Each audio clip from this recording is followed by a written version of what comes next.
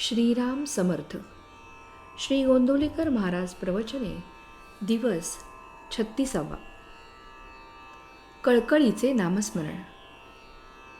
आम्ही सुस्थितीत असलो म्हणजे आमचे नामस्मरण अधिक होते.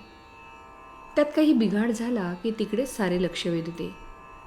याला कारण म्हणजे आमचे स्मरण हे वरवरचे असते. श्रद्धेने नामस्मरण करणे आपल्याला कठीण जाते. परमात्म्याशिवाय आपले कोणी नाही असा दृढ निश्चय अगर श्रद्धा असणे आवश्यक आहे. म्हणजे मग प्रकृतीत काही बिघाड झाला तरी आपले स्मरण टिकून राहील. द्रौपदीला आता आपला कोणी त्राता नाही असे वाटून जेव्हा तिने श्रीकृष्णाचा धावा केला तेव्हा भगवान लगेच धावून आले. असे खऱ्या कळकळीचे स्मरण आपले असायला पाहिजे.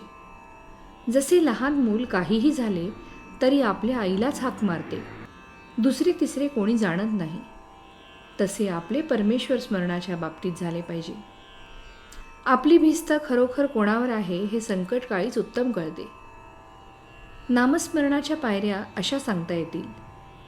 पहिली, सुस्थितीतले वरवरचे स्मरण.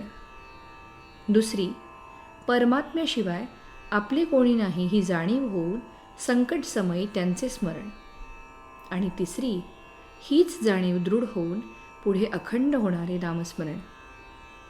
यापैकी वरवर स्मरण करणारा आम्हाला संकटेच नकोत असे म्हणतो, तर साधू संत आम्हाला संकट येऊ देत असे भगवंताजवळ मागतात, कारण त्यावेळेसच त्याचे खरे स्मरण होते.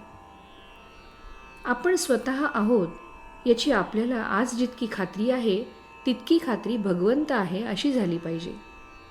परमात्मा सर्व ठिकाणी आहे ही कल्पना केव्हा तरी आपल्याला होते खरी, पण ती कायम न राहिल्यामुळे दृढपणे आपल्या आचरणात येत नाही.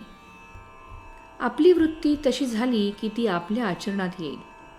भगवंत हा कर्ता आहे अशी आपली दृढ भावना झाली की आपण प्रत्येक गोष्ट त्याला सांगत बसणार नाही.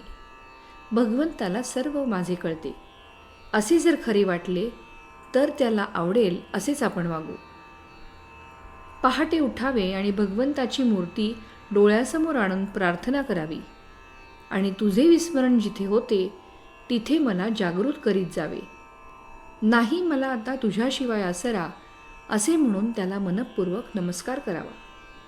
मनुष्य कसाही असला तरी भगवंताच्या स्मरणात त्याला समाधान खात्रीने मिळेल. जो भगवंताचा झाला त्याला जगण्याचा कंटाळा कधीच येणार नाही. विषयाचा आनंद हा दारूसारखा आहे. ती धुंदी उतरल्यावर मनुष्य जास्त दुःखी बनतो. मी भगवंताचा आहे या भावनेने जो राहील त्यालाच खरा आनंद भोगता येईल. तात्पर्य, भोग व दुःख यात वेळ न घालविता भगवंताकडे लक्ष दिले पाहिजे. श्रीराम समर्थ.